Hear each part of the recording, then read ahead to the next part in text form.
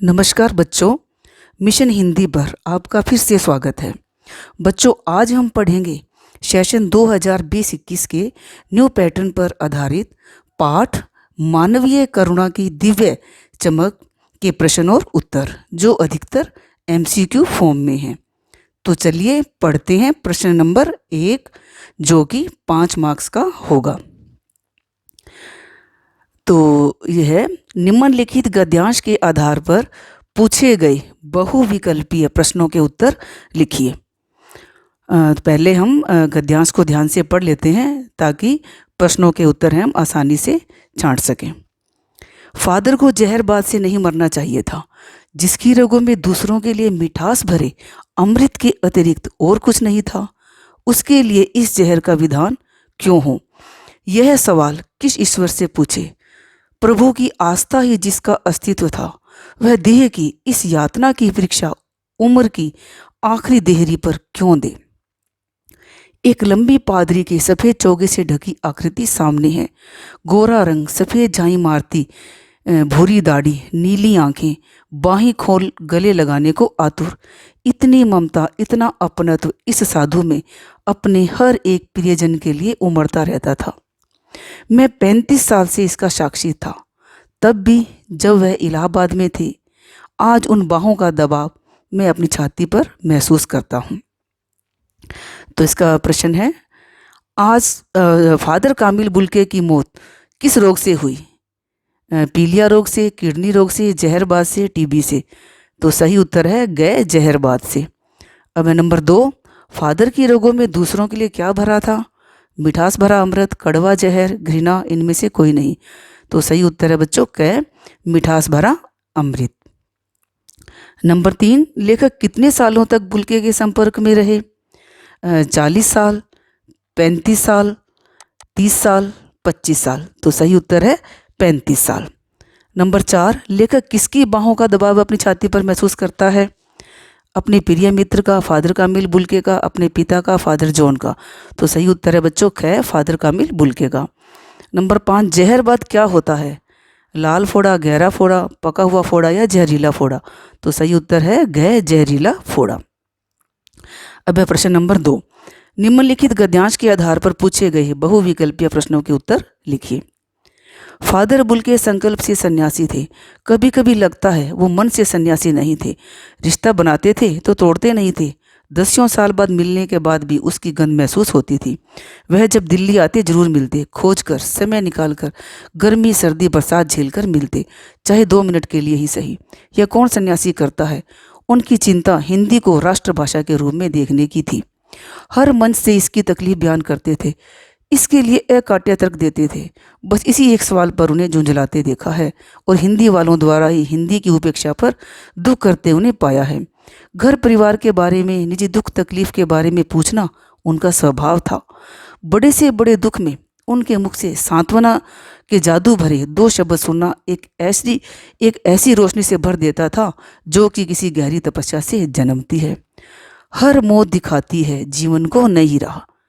मुझे अपनी पत्नी और पुत्र की मृत्यु याद आ रही है और फादर के शब्दों से झरती विरल शांति भी। तो प्रश्न है, फादर बुल्के किस प्रकार के सन्यासी थे? दिखावे के, संकल्प के, मन के, धन के? तो सही उत्तर है ख, संकल्प के। फादर बुल्के क्यों चिंतित रहते थे? हिंदी भाषा के विस्तार के लिए, हिंदी में पीएचडी करने के लिए, हिंदी को राष्ट्रभाषा के रूप में देखने के लिए, हिंदी को विश्व स्तरीय भाषा बनाने के लिए? तो सही उत्तर क्या है बच्चों? गए, हिंदी को राष्ट्रभाषा के रूप में देखने के लिए। नंबर 3, हर मौत दिखाती है जीवन को नहीं रहा। इस कथन का आशय है मृत्यु के बाद मनुष्य को भटकना पड़ता है, मृत्यु के बाद जीवन समाप्त हो जाता है, मृत्यु के बाद जीवन एक शाश्वत सत्य है, मृत्यु के बाद जीवन अनिश्चित है। तो सही उत्तर क्या है बच्चों? गए, मृत्यु के बाद जीवन एक शाश्वत सत्य है। नंबर 4, बड़े से बड़े दुख के अवसर पर फादर की उपस्थिति कैसी लगती थी? रोशनी से भरी हुई, अंधेरे से भरी हुई, सुख से भरी हुई, दुख से भरी हुई? तो सही उत्तर है बच्चों क, रोशनी से भरी हुई। प्रश्न नंबर 5, पत्नी और पुत्र की मृत्यु पर लेखक को किसकी बातों से सुकून और शांति मिली? माँ की बातों से, बहन की बातों से, फादर बुल्के की बातों से, मित्रों की बातों से? तो सही उत्तर है गए, फादर बुल्के की बातों से। तो बच्चों, अब हम कुछ MCQ पढ़ लेते हैं जो आपके इस पाठ पर आधारित है।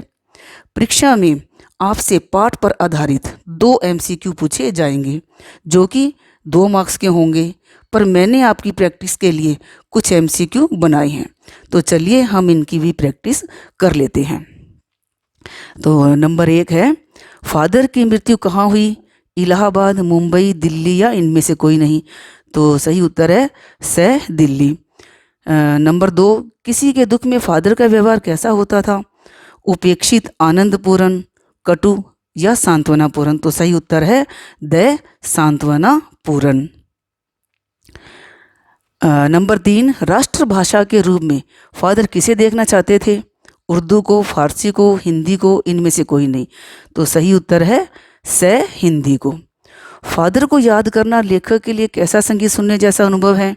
मधुर, कर्कश, उदास, शांत या इनमें से कोई नहीं? तो सही उत्तर है स, उदास, शांत। नंबर 5, किसकी शादी की चिंता फादर ने व्यक्त की है? पुत्री की, भाई की, भतीजी की, बहन की? तो सही उत्तर है द, बहन की। नंबर 6, फादर अपने अभिन्न मित्र डॉक्टर रघुवंश को क्या दिखाते थे? कपड़े, पुस्तकें, माँ की चिट्ठियाँ, इनमें से कोई नहीं? तो सही उत्तर है स, माँ की चिट्ठियाँ। नंबर 7, लेखक के लिए फादर को देखना किस जल में स्नान करने जैसा है? निर्मल, मृदु, खारा या स्वच्छ? तो सही उत्तर है ए, निर्मल। लेखक फादर के किस गुण को बहुत सम्मान करते हैं? करुणा, मानवीयता, वात्सल्य या उपयुक्त सभी? तो सही उत्तर क्या है बच्चों? उपयुक्त सभी। अब है नंबर 9, फादर ने जिसेट संघ में 2 वर्ष किसकी पढ़ाई की थी? मेडिकल की, इंजीनियरिंग की, धर्माचार की, इनमें से कोई नहीं? तो सही उत्तर है स, धर्माचार की। नंबर 10, फादर की चिंता हिंदी को किस रूप में देखने की थी? राज्य भाषा, राष्ट्रभाषा, जनभाषा या मातृभाषा? तो सही उत्तर क्या है बच्चों? राष्ट्रभाषा।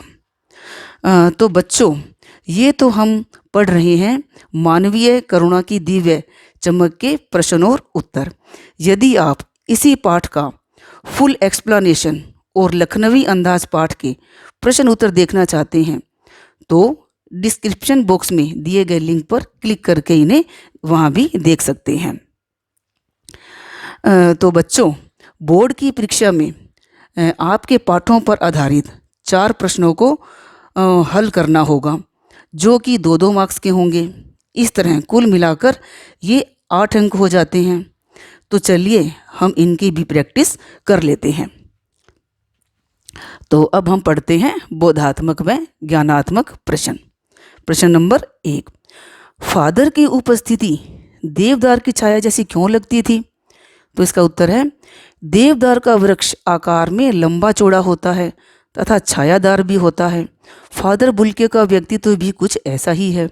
जिस प्रकार देवदार का वृक्ष वृद्धाकार होने के कारण लोगों को छाया देकर शीतलता प्रदान करता है, ठीक उसी प्रकार फादर बुल्के भी अपनी शरण में आए लोगों को आश्रय देते थे तथा दुख के समय में सांत्वना के वचनों द्वारा उनको शीतलता प्रदान करते थे। प्रश्न नंबर 2, फादर बुल्के भारतीय संस्कृति के एक अभिन्न अंग है। किस आधार पर ऐसा कहा गया है?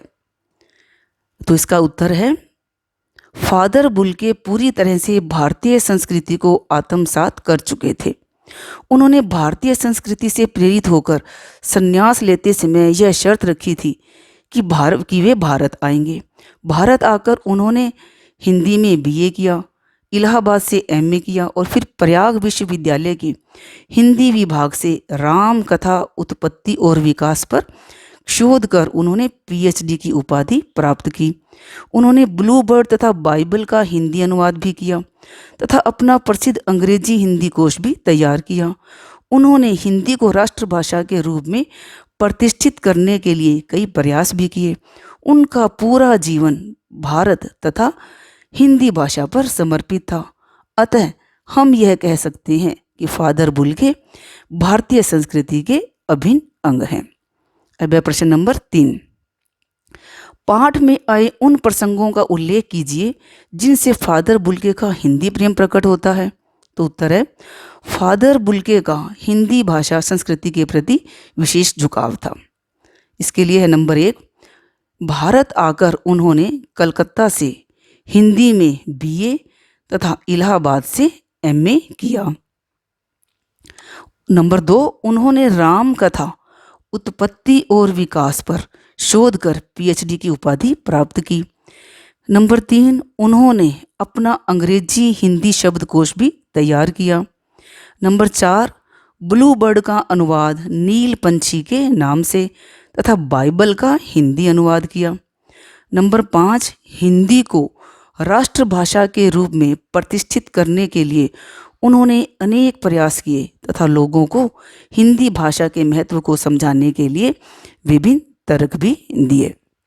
अब प्रश्न नंबर 6, हिंदी भाषा की उपेक्षा करने वालों पर उन्हें दुख होता था।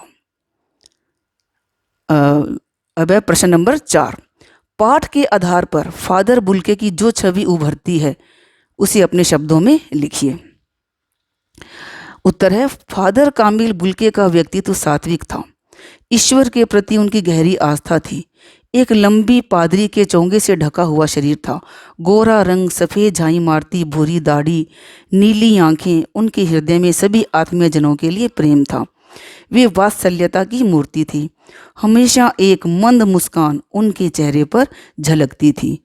क्रोध उन्हें कभी नहीं आता था। दुख से विरक्त लोगों को वे सांत्वना के 2 बोल बोलकर शीतलता प्रदान करते थे। भारत देश से उन्हें बहुत प्रेम था।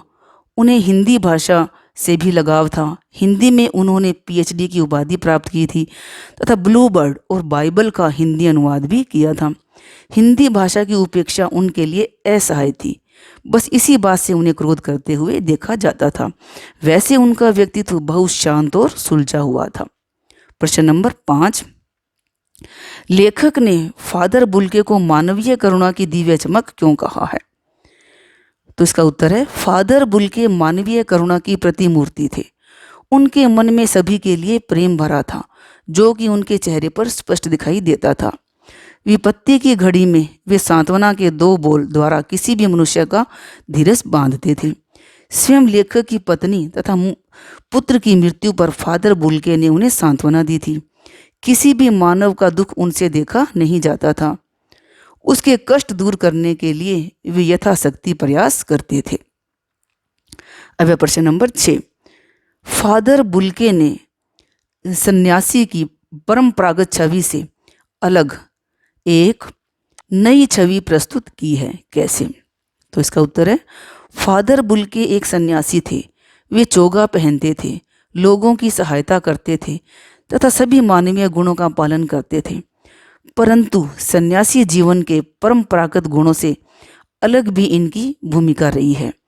जैसे इन्होंने संन्यास ग्रहण करने के पश्चात अपना अध्ययन जारी रखा, कुछ दिनों तक ये कॉलेज में भी पढ़ाते रहे तथा अन्य सामाजिक कार्यक्रमों में भाग लेते रहे। इसलिए फादर बुल्के की छवि परंपरागत सन्यासियों से अलग है। अब प्रश्न नंबर 7, आशय स्पष्ट कीजिए। क, नम आँखों को गिनना शाही फैलाना है और ख, फादर को याद करना उदास शांत संगीत सुनने जैसा है। तो उत्तर क का, फादर कामिल बुल्के की मृत्यु पर उनकी अंतिम यात्रा पर बहुत से लोग आए थे तथा फादर बुल्के की मृत्यु से रोने वालों की कमी नहीं थी। उस समय रोने वालों की सूची तैयार करना कठिन था, अर्थात बहुत लोग थे। अब ख है, फादर को याद करने से दुख होता है और यह दुख एक उदास शांत संगीत की तरह हृदय पर एक अमिट छाप छोड़ जाता है। उनको याद कर मन दुखी हो जाता है। प्रश्न नंबर 8, आपके विचार से बुल्के ने भारत आने का मन क्यों बनाया होगा? उत्तर, फादर कामिल बुल्के के मन में हिंदी साहित्य, हिंदी भाषा की जानकारी प्राप्त करने की इच्छा थी। इसका अध्ययन वे भारत आकर ही कर सकते थे। भारत तथा भारतीय संस्कृति के प्रति ये आकर्षित थे, इसलिए ये भारत आना चाहते थे। इसके लिए इन्होंने संन्यास ग्रहण करते समय यह शर्त भी रखी कि वे भारत में जाना चाहते हैं। प्रश्न नंबर 9, बहुत सुंदर है मेरी जन्मभूमि रैम्स चैपल। इस पंक्ति में फादर बुल्के की अपनी जन्मभूमि के प्रति कौन सी भावनाएं अभिव्यक्त होती हैं? अपनी जन्मभूमि के बारे में आप क्या सोचते हैं? उत्तर है, फादर कामिल बुल्के की जन्मभूमि रैम्स चैपल थी, वहीं उनका जन्म हुआ था। फादर बुल्के के इस कथन से यह स्पष्ट है कि उन्हें अपनी जन्मभूमि से बहुत प्रेम था तथा वे अपनी जन्मभूमि को बहुत याद करते थे। उनकी जन्मभूमि की सुंदर स्मृतियाँ उनके मानस पटल में थी। मनुष्य कहीं भी रहे परंतु अपनी जन्मभूमि की स्मृतियाँ हमेशा उसके साथ रहती हैं। हमारे लिए भी हमारी जन्मभूमि अनमोल है। हमें अपनी जन्मभूमि से प्रेम है। वह हमारी मातृभूमि है। यहाँ से हमें बहुत कुछ सीखने को मिला है। यही हमारा पालन पोषण हुआ है। अतः हमें अपनी मातृभूमि पर गर्व है। प्रश्न नंबर 10, फादर पास्कल ने ऐसा क्यों कहा कि इस धरती से ऐसे और रतन पैदा हों? तो इसका उत्तर है, फादर कामिल बुल्के वास्तव में रतन थे। वे करुणा, सहानुभूति और ममत्व से भरपूर थे। वे सदा दूसरों में प्यार बांटते थे। क्रोध उन्हें छू भी न सका था। भारत आने के बाद वे भारत के होकर रह गए और यहीं की संस्कृति में रच बसकर रह गए। वे दुख में सांत्वना देते तथा सुख और उत्सव में बड़े भाई सा आशीर्वाद देते। उनका साथ देवदारू वृक्ष की छाया जैसा होता। उनके मानवीय गुणों को याद कर फादर पास्कल ने कहा कि धरती से ऐसे और रतन पैदा हों। तो बच्चों, न्यू पैटर्न पर आधारित अगले चैप्टर और ग्रामर के नए नए वीडियो देखने के लिए मेरे चैनल मिशन हिंदी को सब्सक्राइब, लाइक और शेयर करना न भूलें। धन्यवाद।